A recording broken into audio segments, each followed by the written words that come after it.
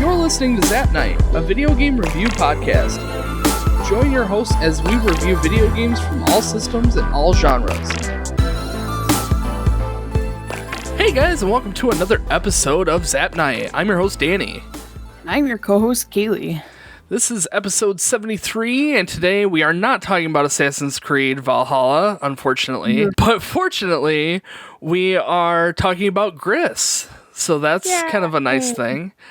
We are going to need yet another month for Assassins Creed Valhalla. We're really close to being finished, but we still need more time. So to fill our time slot for the podcast this month, we sat down just yesterday and played Gris all the way through. It's a nice short game. We got through it in about, 4 hours, roughly? And about 4. It was like the perfect game for a sit down, play it all the way through, just enjoy it, hang out. It was perfect for that. This game was developed by Nomada Studio. It's the first game that they've developed. We played the PS4 version, which was released in 2019, but it was originally released on the Switch in 2018, in December 2018. But I actually got it, I think, a little bit later than that even. My PS4 copy is a physical edition that was released for limited run. But that said, I've still had it for about a year, give or take. And it's just been in my backlog of, I really want to get to this soon, but it needs to be like a good time to play it. And during these big game stretches like we are having with Assassin's Creed Valhalla, this is a great game to just kind of squeeze in there, to fill that time. Yeah, so let's try and talk about the story. The problem is the story is open to interpretation. There's no dialogue, there's no text, there's nothing in the book, there's nothing, there is a story that the developers tied into it, but it still is open to interpretation to a point of view of no research. Does that make sense? Mm-hmm. So from my perspective, there's no way to summarize this. Like you said, it's really up to interpretation. Like, either you can interpret what's happening to the character on the screen, you can project your own interpretation with your own, feelings, if you will. It's just up to interpretation. Right, yeah, exactly. I mean, there is things that happen in the game, like, you're obviously in a world. You're controlling this girl that we're assuming her name is Gris, judging by the name of the game. When you first are introduced to the character, she's sleeping in this hand of an older woman, and she wakes up and tries to sing, and as she tries to sing, her voice gets stolen or stops working, and the statue falls apart, and then she falls into this world where there is no color. And then as you progress through the game, which is fairly linear, you are unlocking new colors to bring the world back to its, original state maybe, or I don't, it's hard telling. It's like I feel like that she is overcoming, I believe one of the things we thought was grief, or just kind of depression, and overcoming and adapting to whatever it is that has happened. Sure. And you see your character learning new abilities and learning to cope. And just, I felt like you ran into a few things. There's a little robot. I thought maybe that was representative of maybe a friend, or just your inner self that you've got to feed, or I don't know, just... I mean, there's different interpretations of the game. I mean, the little friend that you're talking about, maybe this is her mind that you're exploring, and these different color worlds are different stages of... maybe a year.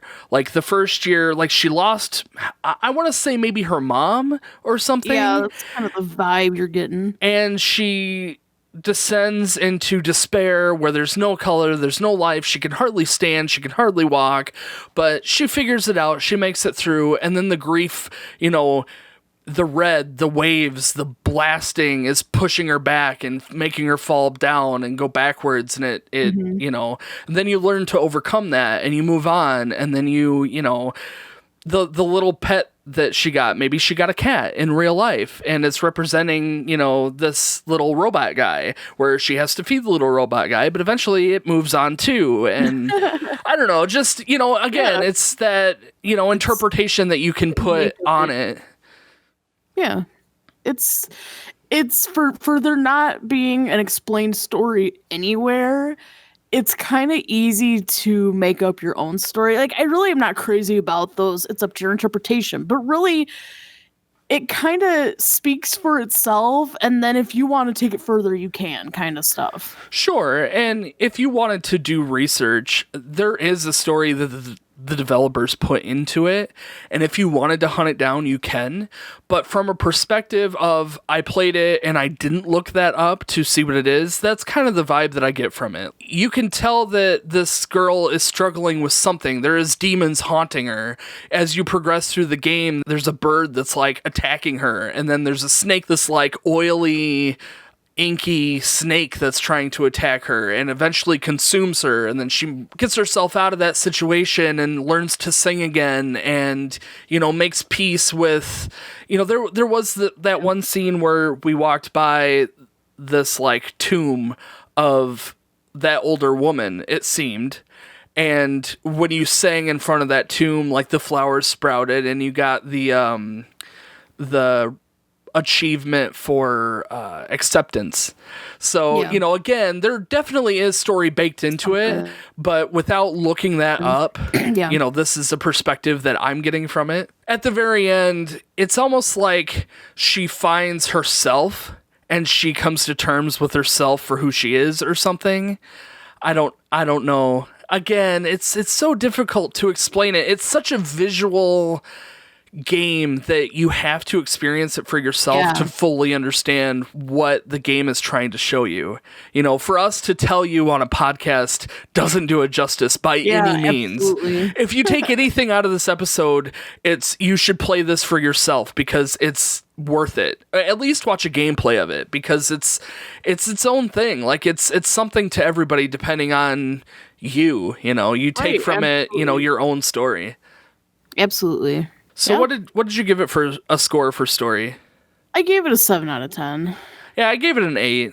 I mean, same concept. Like, it doesn't tell its own story.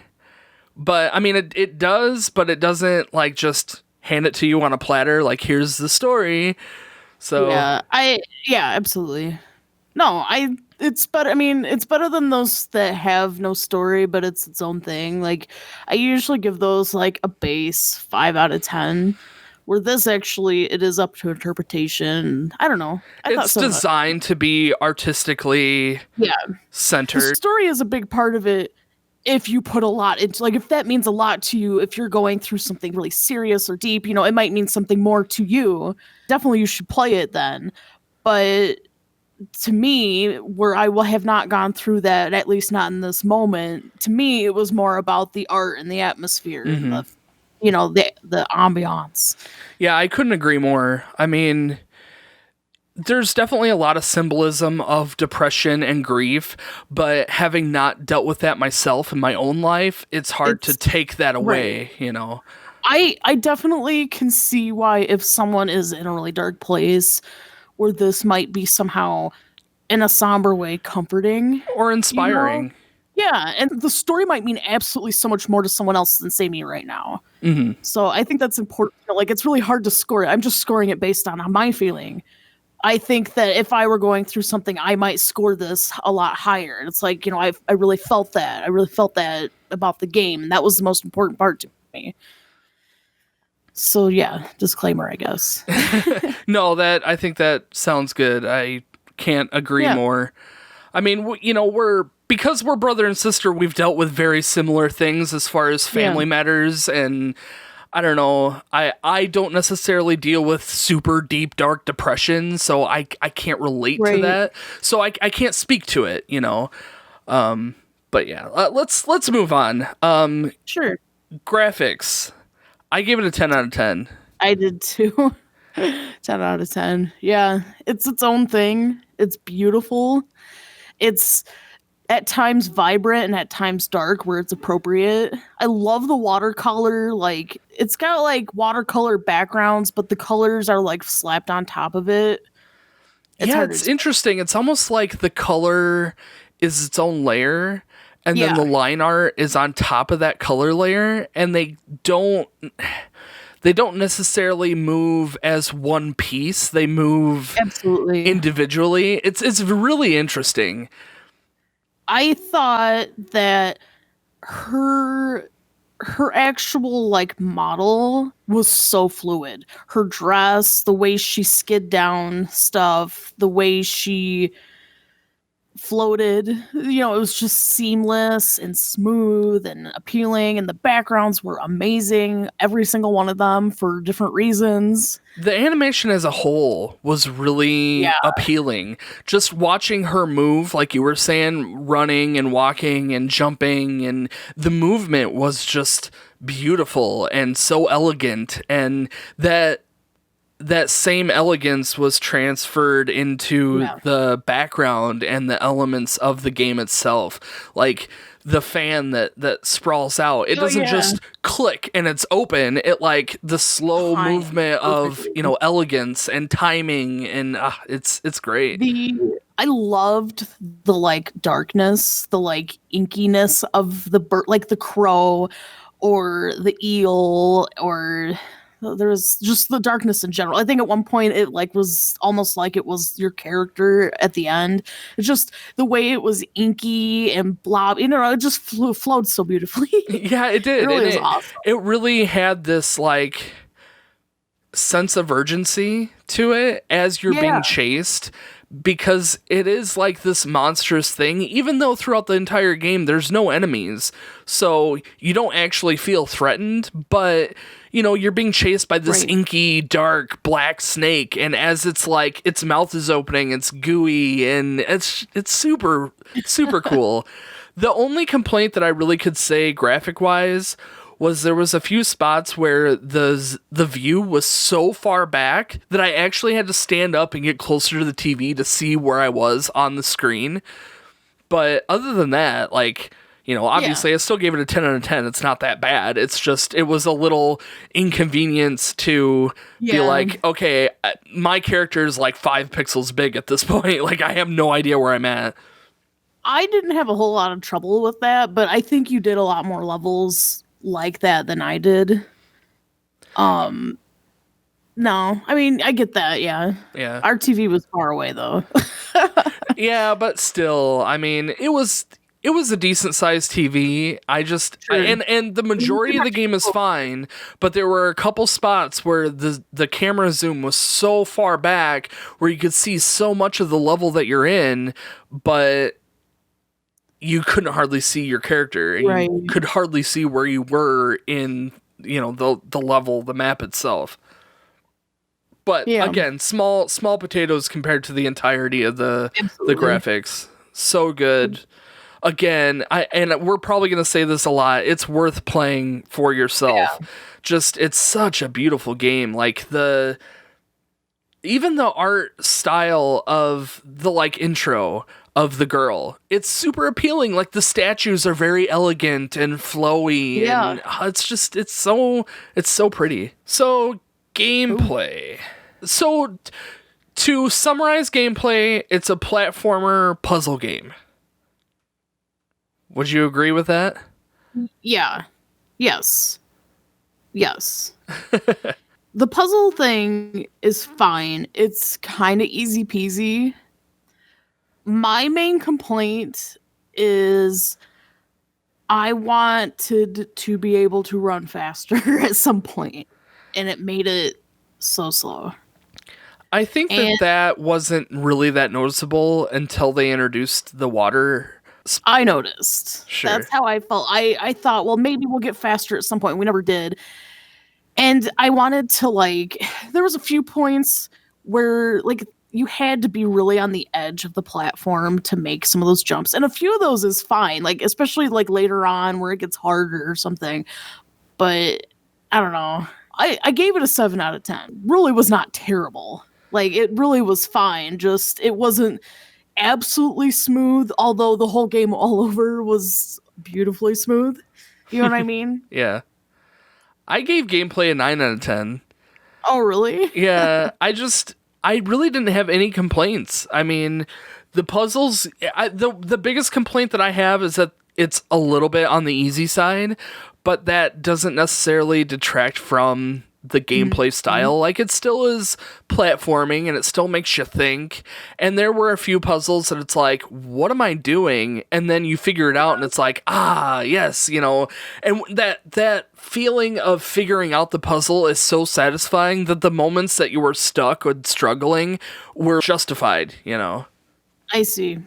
Yeah, I don't know. I didn't want to give gameplay a huge score. It was so linear. Yeah. I don't know how to explain it. That's just how the feeling I got. I still, like we keep saying, play the game. The gameplay is not hindered in any way. Like, it's easily adapted to anyone, pretty much. I feel like the controls were really simple too. Yeah. Like, there was no complicated, you jump, you push X to jump, and that mechanic was transferred in the water mechanics too. So, like, you press X to swim faster, and there was you gather abilities along the way. So as you collect these stars, you're gathering abilities, and that's part of it, where like you push X to swim, that's an ability. There was one that was like square and you turn into a block to help you either stabilize yourself, or you could make yourself heavier to fall through floors and platforms depending on the platform's stability or whatever.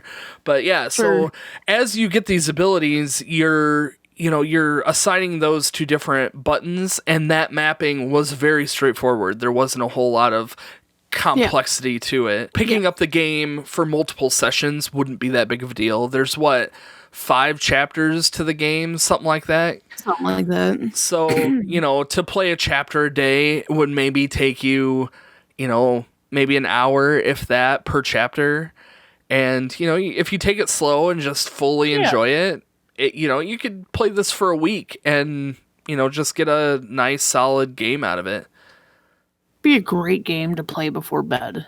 Yeah, that's true. Even though we played it all the way through, that's just the main game. There was still a handful of things that we could still collect. I didn't want to go back. I wanted to go back and play and make some screenshots. Yeah, sure. I mean, if you want to borrow the game again, just let me know and I'll loan it to you. You can take some screenshots. But yeah, there's a handful of extra hidden areas that if you collect them all, you get an extra hidden ending. And basically, we watched the ending just to see if it showed any more story, which it didn't really. It did show what was clearly your main character, again, Gris, maybe, and this older lady, maybe her mom. And they're like in this nighttime field, the starry sky, and the mom catches a firefly and then releases the firefly, and it flies around the little girl and then it flies off into the sky. And like, that's it, just showing this simple moment. But it kind of hints at that story that we were talking about earlier, where it very well could be the mom that passed away and the girl is dealing with the grief of that, this friendship, this relationship having crumbled away, Anything else gameplay wise? I can't really think of anything. No, there's quite a few fluid parts to it, like the swimming. That was pretty faster. Oh my gosh. Yeah, that's the thing. I think that the swimming part made her walking seem really, or her running seem really slow. Yeah. Though, when you finally are able to sing, that was so satisfying. Yeah, and that's a good segue into the music too, to some degree. But yeah, like, you unlock the ability to sing, and the singing opens up these flowers and reveals, parts of the world that you can use as platforms. And it is like super satisfying to have her just like stop for a minute and do this like 1-2 note and that's all it is. Yeah. But it's so satisfying, and the voice is so easy. I don't know. Yeah.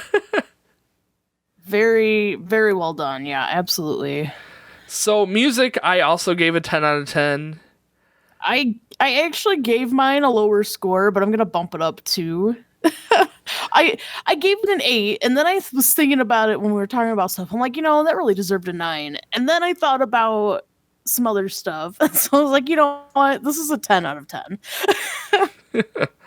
Yeah. I mean, so it's, I guess a 10 out of 10.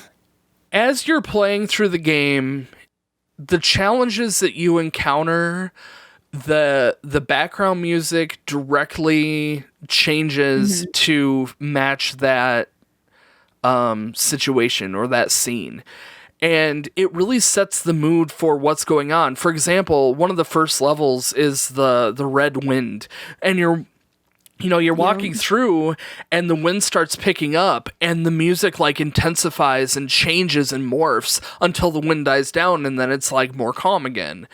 And that kind of stuff. The bird that's attacking you through in one of the sections, the music intensifies during that, and it's just every part of the game has its own musical note to it, and it's so satisfying and fits the art style very well. I noticed the sound effects; they were very pleasing. Like her tapping, like when she walks, like the rock sounds of her stepping and sliding, and a lot like the watery sounds were satisfying, like her swimming through the water, and that was ultra satisfying to me. And when you collect the stars too, the stars have their own like music note. Yeah.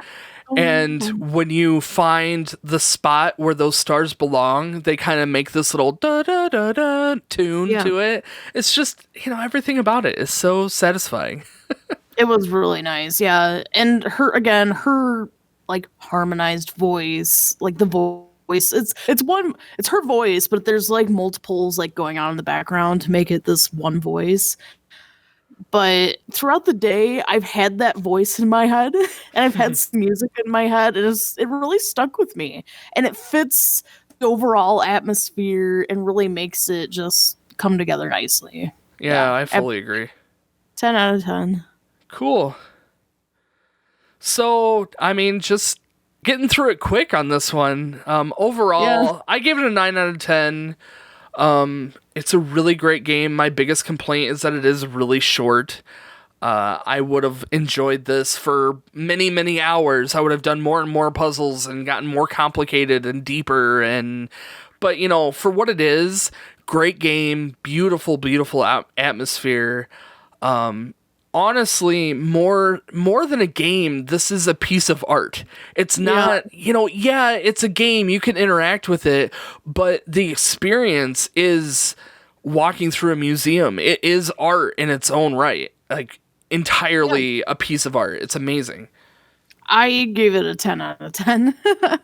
I feel like that everyone, especially if you're going through something and you're in a place where you can, definitely play this.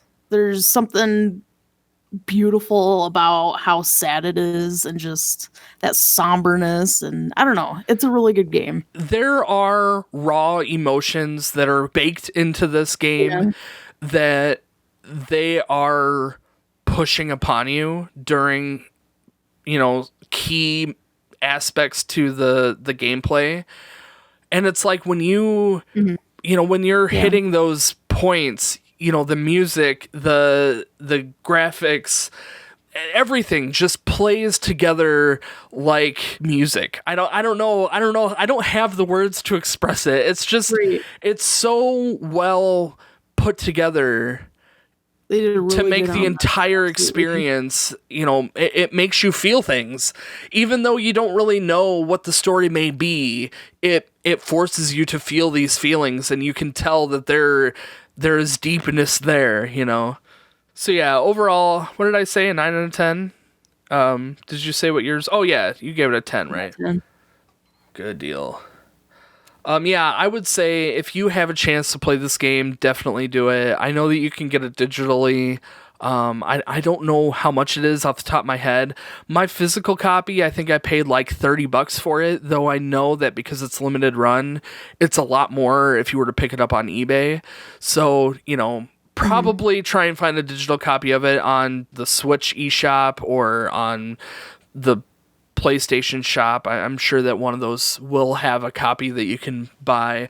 It may even be on Steam. I didn't notice it on Wiki if Steam had it, but they also had it on iOS and Android too. So I mean, nice. If nothing else, you could play it on your phone or tablet. So that's a possibility.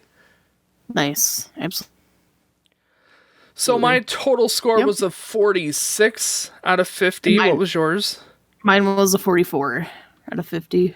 So that's a 90 or a 9 out of 10. That's a really good score. I mean, for such a short game, they don't always need to be long to be good. Yeah, no, I agree. And like I said before, this really is a piece of art all in itself. Like, they worked really hard to put all these elements together in the way that they did, and I can appreciate it, and, I see the work that they put into it. Good game. Good game. I'm glad to. I've been itching to play this game for so long, and I've seen trailers of it. I've seen, the artwork on the box is beautiful, and it's like, oh my gosh, I want to experience this. I need to. And, here we finally have, and it's absolutely worth it.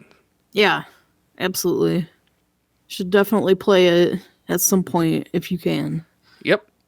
Or watch gameplay of it. I mean, it's not the same, but you'll get the feelings that, the game wants you to get, even if you aren't playing it directly. Though obviously, it's a better experience to play it yourself. We took turns when we played. Like, you played the first part, and then I played the first main level, and then we just swapped back and forth as we went along. And the gameplay does get harder as it goes along, but it's not so bad towards the end that you're frustrated. Right, absolutely. And I think you had touched on it a little bit too during the gameplay section. It's linear, but it doesn't feel like it's holding your hand. It's very much you only really have one way to go, and the points that you have multiple ways to go, you have to backtrack back to the center location. So it's there was a level where I was in the water, and I had to collect 4 stars or something like that. So it's I went to one part and found a star, and then I went back to the middle, and I'm okay, where else do I go? Okay, you go down and to the right, and there's another hallway that you can go to, but you have to go back. You can't just keep going. Right. So there was rarely a point where I'm oh, I could have gone a different way, and I don't know, which way is the right way. There's no getting lost. You just keep going, and eventually you figure it out. Right. Yep. Do you think smaller kids would enjoy playing it? What do you think the age range would be for someone to really enjoy the game? Probably I don't know. Maybe 10, 11 up. Maybe they would appreciate this. I don't know. The little kids might like watching it a little bit, but to just enjoy, if your kid likes enjoying art, then that's a different story. But I think if they can appreciate nice music and just watching video games, then yeah.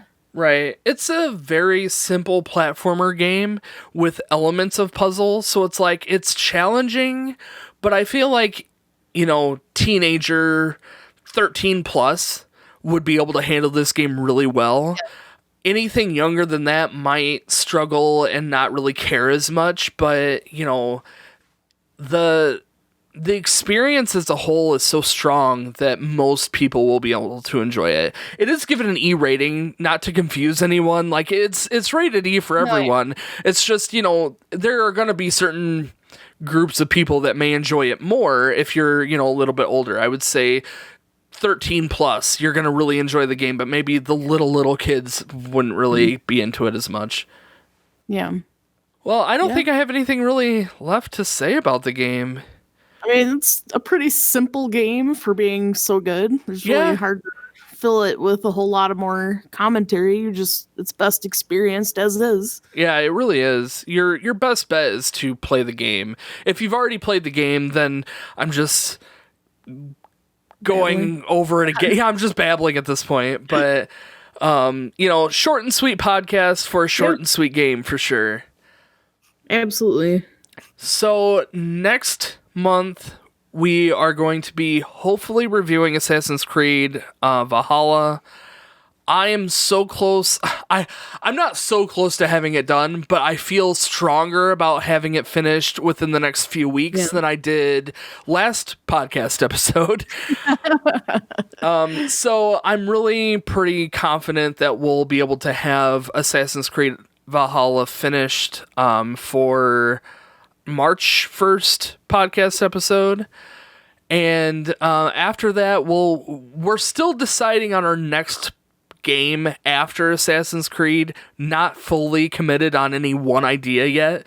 So once we have that figured out, we'll let you guys know, probably either the next Zap Chats or on the Assassin's Creed Valhalla podcast episode. So stay tuned to that. Anything else, Kaylie? Oh, that's it.